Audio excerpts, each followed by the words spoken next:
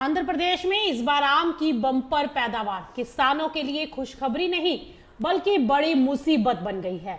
खासकर तोतापुरी आम उगाने वाले किसान भारी संकट में हैं।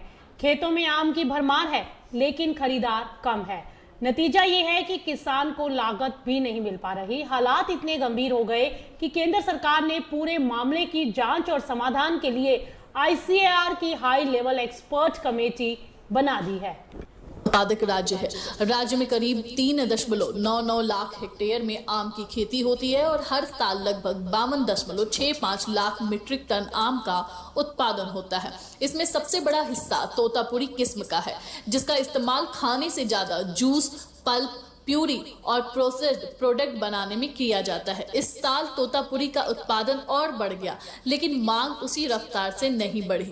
प्रोसेसिंग इंडस्ट्री की क्षमता सीमित है और यही इसकी सबसे बड़ी चुनौती बन गई है। पल्प फैक्ट्रियां जितना आम खरीद सकती हैं, उससे कई ज्यादा उत्पादन बाजार में आ गया है।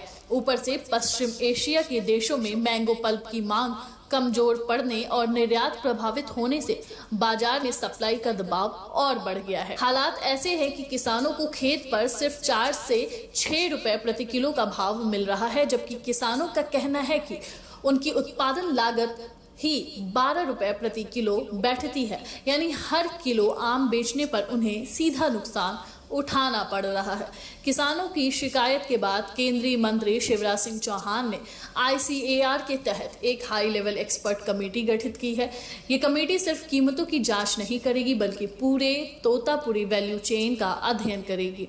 इसमें खेती, प्रोसेसिंग, मार्केटिंग, घरेलू व्यापार और निर्यात सभी पहलुओं की समीक्षा की जाएगी। कमेटी अपनी रिपोर्ट में ये भी बताएगी कि किसानों की आय कैसे बढ़ाई जाए।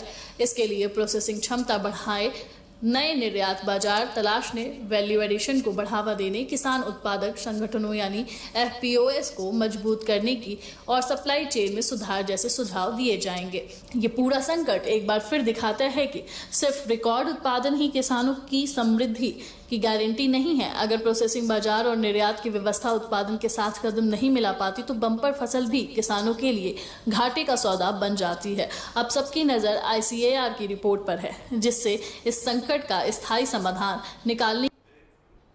चलिए, ज्यादा जानकारी के लिए चलते हैं डॉक्टर सेनदास गुप्ता के पास। आप एक्स डायरेक्टर हैं ICAR से और एक्सपर्ट हैं। सेन साहब, स्वागत है आपका मार्केट टाइम्स टीवी पर।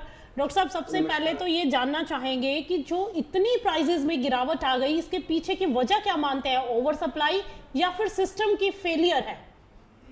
देखिए मैडम, ये जो सिस्टम का ही कोलैप्स है। एग्रीकल्चर स्टेट सब्जेक्ट है, पहली बात तो ये बताएं।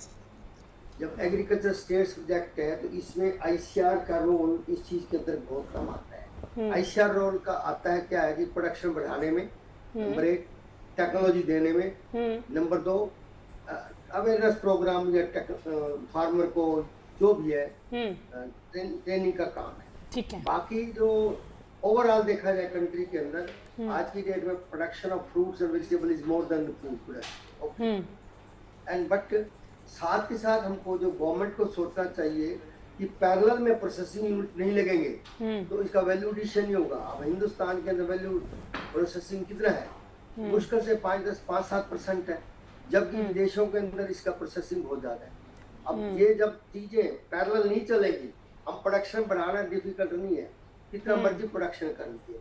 हिंदुस्तान एक एग्रोइकोनॉमिकली बड़ा डाइवर्स कंट्री है और कोई चीज कहीं भी ले सकते हैं आप, फ्रूट्स ले सकते हैं, वेजिटेबल